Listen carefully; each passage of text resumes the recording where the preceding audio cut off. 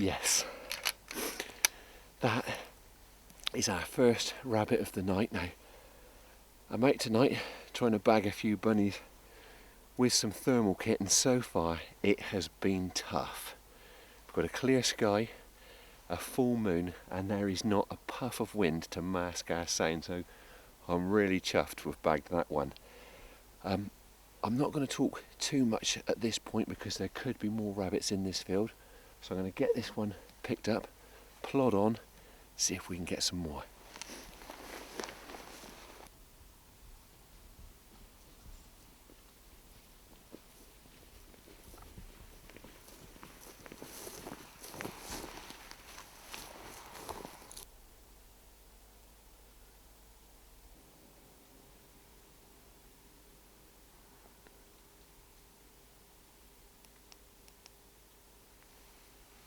Well, there's definitely a rabbit out further down this hedgerow, so it's a long way away. We need to get closer, so I'm going to try and creep within range.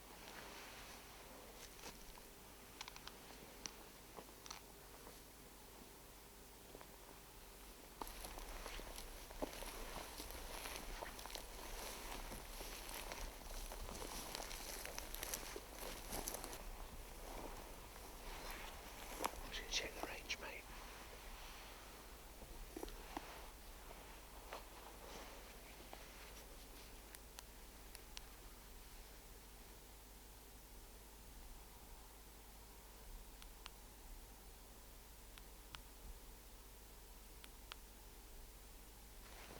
It's comfortable.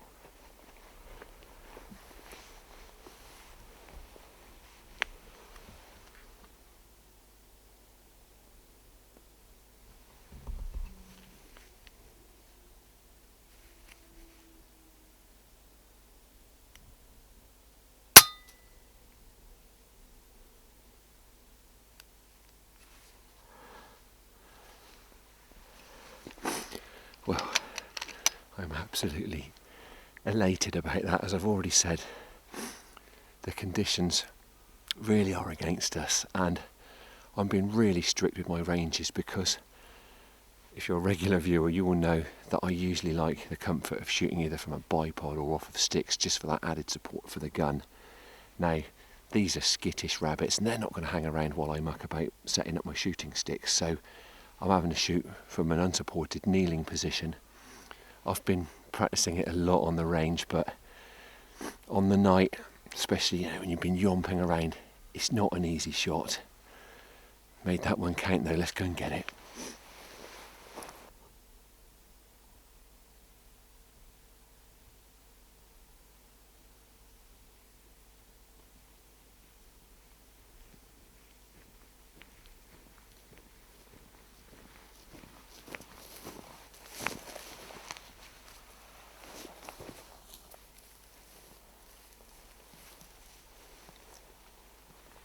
Right, well, we'll do some more shooting a bit later on, but we've sort of worked these fields to death and we're going to move on to another area in a moment. So it seemed like a good time to just back off, have a chat about the situation here and the kit that I'm using. So what's happening is that there's a field of maize that's getting absolutely decimated by rabbits. But frustratingly, the maize is too tall to be able to shoot them sensibly in there. So these neighbouring fields seemed the ideal place to try and stalk a few, and helpfully this one's recently been cut for hay.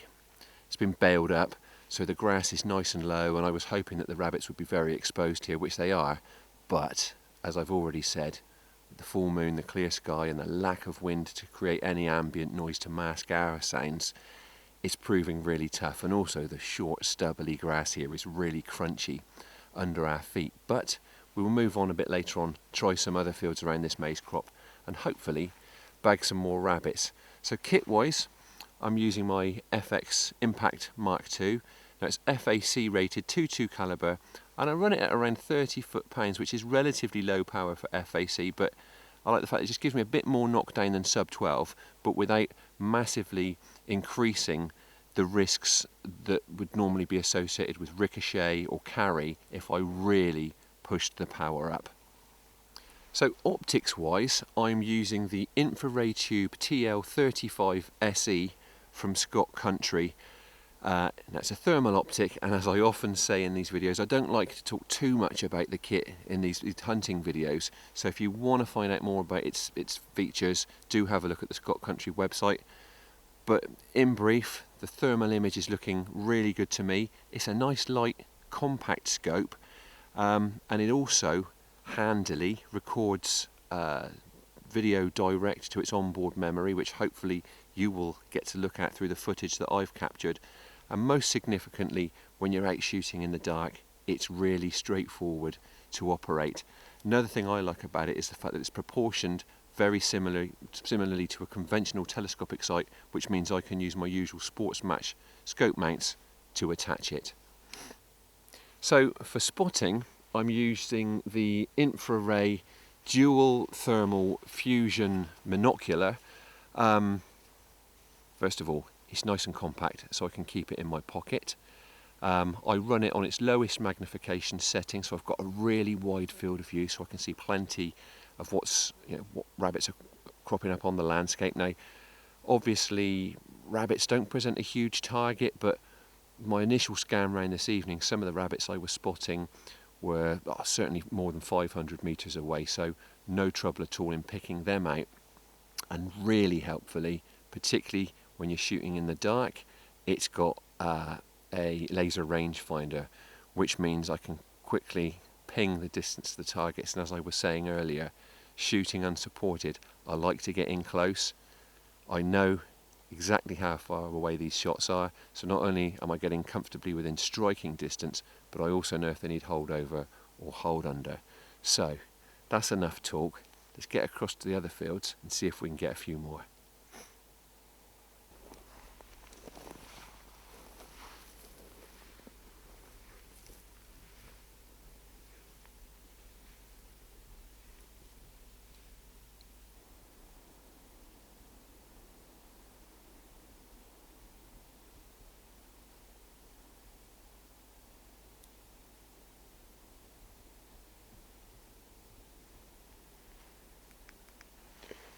Nothing out there, mate.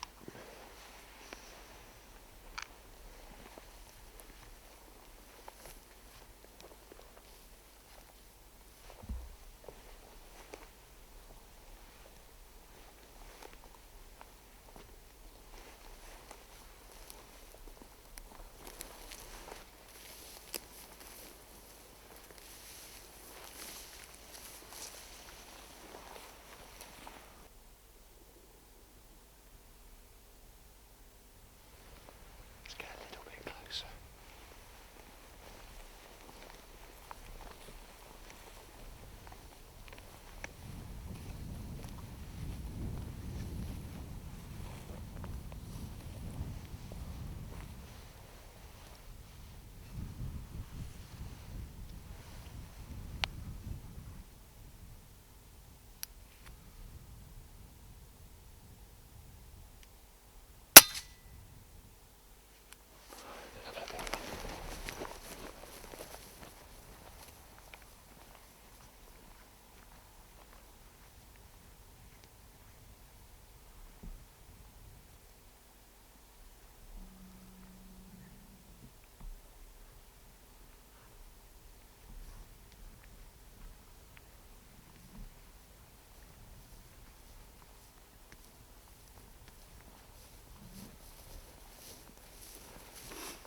I wanted to run in quickly and pick that one because I wasn't entirely convinced about the way that it crumpled, and I wondered if I needed to get another shot into it quickly, and rather than faff about and doing it from where I took the shot, I'd try and do it ever so close. But it turned out it was absolutely stone dead. It was only about a 25 metre shot, which doesn't sound like a very long range, especially using FAC rated airgun, but I tell you what, again, shooting without any support, and when you've been yomping around the fields, that's far enough for me tonight.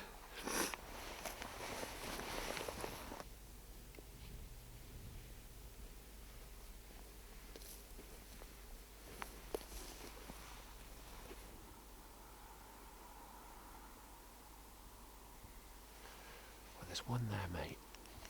I still want to get a bit closer.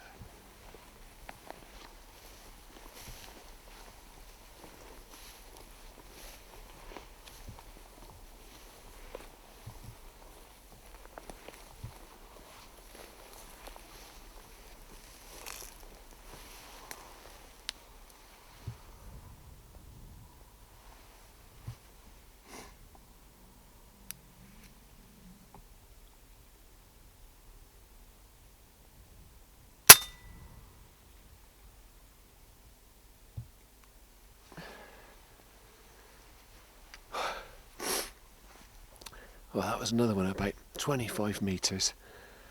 One thing I had to be mindful of with that shot, where there's a bit of vegetation in the way that I had to clear with the shot. Now it's a mistake that's really easy to make with thermal kit, because your target just stands out like a sore thumb because of its heat signature. It is just all too easy to miss that cover that could be in between you and the target, so always double check for that, because it's really frustrating if you've worked as hard as we have been tonight to get shots and you fluff it because the pellet clips something between you and that rabbit. It's very frustrating. Let's go and get that one.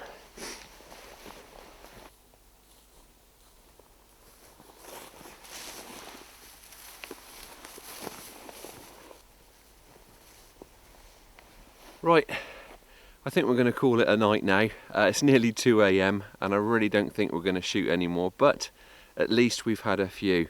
Now, I've moaned about it a few times tonight, but it really hasn't been ideal. Having such a light sky, there are literally shadows being cast across the fields by the trees, and it just means that we haven't got that added advantage of the cover of darkness. But you know, it is what it is, and as a shooter who often says that lamping tactics still work as well as they ever did, I really must concede that the thermal kit tonight really certainly gave us an edge. These rabbits are very, very skittish, and I think they really, none of them would have hung around if we'd been shining a beam around on them. So that's one plus.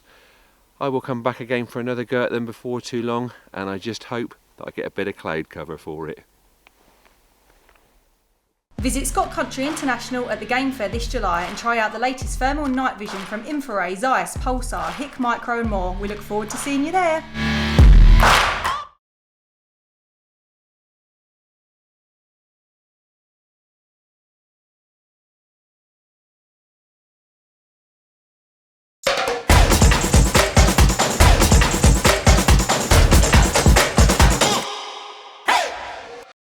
Well, the thermal kit certainly got me out of a tricky spot and helped me to put a few in the bag during a difficult night there.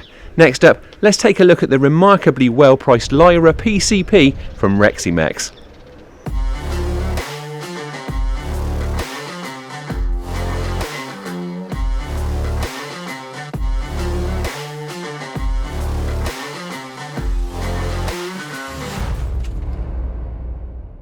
Well, here's something new. It's the Reximex Lyra. Now, this airgun is distributed in the UK by Rangerite and has a recommended retail price of just £375, which is remarkably good value for a multi-shot PCP. Now, I also think it's a really nice looking airgun. It's traditionally styled, but with a modern twist. So, the Lyra has an ambidextrous Turkish walnut stock, and as you can probably see, there's some quite nice grain in the wood.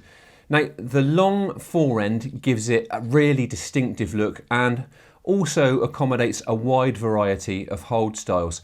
Now, that forend is quite slender, which I really like, and it is adorned with long, neat panels of checkering on both sides. The pistol grip is long and steep and has a large cutout behind. Now, it also has patches of the same checkering on both sides. Now, although it's not adjustable, the cheek piece is nice and high and it gave me good eye alignment with my chosen scope. Now, I really like the sweeping curve that kind of carves through the rear section of the stock beneath the cheek piece, and as you can see, that butt section is finished with a chunky rubber recoil pad. Some very handy features have been incorporated into the stock. Now, firstly, swivel studs are already fitted at the front and rear for accessory attachment, and as well as that, the Lyra comes supplied with a removable 65mm Picatinny accessory rail, which can quickly and easily be screwed in via the thread on the underside of the forend. Despite its comparatively modest price tag, the Lyra looks to be a very well-built airgun, and its black finish looks very tidy. Now, it has a 58cm barrel, which is held in place by a retainer at the front. Now, it does have a 1/2-inch UNF thread for silencer attachment, although the gun comes supplied with the muzzle guard that you can see here. Scope attachment is via about 16 centimetres of Picatinny rail, which makes for a very secure fixture. Now, that rail is in two sections which straddle the magazine, and the magazine does actually stand proud of the rail, but I am using fairly standard height scope mounts here, and it's enough to keep my scope well clear of that mag. The review gun is a .22 caliber model, and it runs a 12-shot magazine, whereas the 177 version is a 14-shot. Now, the magazine incorporates a clear faceplate and a counter, so you can keep an eye on how many pellets you have left in there. Now, Reximex supply this airgun with 2 magazines as well as a single shot tray. Cocking and loading are taken care of by a very nice positive side lever action. Now, I really like its drop down handle, but unfortunately it can't be reversed for left-handers. I've got on very well with it. It's well positioned and keeps the shots coming quickly and reliably. In short, it hasn't missed a beat during my testing. The Lyra's trigger is equipped with a really nice match type blade which can be adjusted for height and angle. Now, the actual trigger action is described as 2-stage, but I've got to say that on this one the first stage is very short, and to the point that you can hardly actually tell it's there. Now, the trigger is adjustable via a screw that's accessed through the front of the trigger guard, but I've got to say that I actually quite like this one. Now, despite that very short first stage, the brake is still really crisp, very predictable, and not at all spongy. There's a manual safety catch positioned just in front of the trigger. Now, a lot of you will know that I do prefer my safety catches to be further away from the blade, but I will concede that it's very easy to access. Now, this one is in the safe position when it's pushed backwards, and then you simply push it forwards when you're ready to take the shot. Power-wise, this airgun is doing about 11.2 foot-pounds with Rangemaster Kaiser pellets. Now, consistency is within 7 feet per second over a string of 10 shots, which is pretty good. Now, you can adjust the power right down to about 6.5 foot-pounds, which could be very handy for backyard plinking. Now, adjustment is done via the dial that's positioned just in front of the magazine slot. The Lyra has a pretty substantial air cylinder, but shot capacity will obviously depend on your chosen power output. Now, on full power, the .22 caliber test gun will return about 100 shots from a full 200 bar. Now, this airgun isn't regulated, but you should be able to find a sweet spot of around 80 very consistent shots. Now, air pressure in the cylinder is displayed on a gauge at the rear of the cylinder, and that's shown in PSI. Now, 3000 PSI equates to just over 200 bar. When it's time to refill, simply pull the cap off the front of the cylinder and then couple up with the supplied Foster connector. In my experience, Reximex airguns actually do pretty well in the accuracy stakes, and this one is no exception. It's pretty much pellet on pellet at 20 metres, ragged single hole groups at 30 metres, and it's capable of 20mm grouping at 40 metres if you do your bit. So, stick to the usual responsible parameters and it's certainly accurate enough for tackling live quarry. So that is the Reximex Lyra. Now, it is a fairly large airgun. It weighs about 3.5 kilos and is around 106 centimetres long, but despite being quite a long rifle, it's very well balanced and is really nice to shoot. Now, it's also a very distinctive looking airgun, but most significantly, it's well built and it puts pellets in exactly the right place. Now, I have had a great time shooting it, and I can see it being another real winner for Reximex, and at the right price too.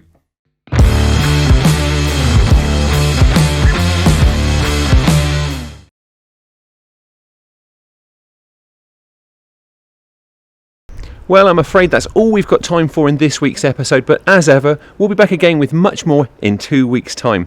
Thank you for watching, and please don't forget to take a look at the subscription offers that we've got for Airgun World magazine. Now, you should be able to find a link to that in the show description. So, I'll see you again in a fortnight. In the meantime, enjoy your shooting and stay safe.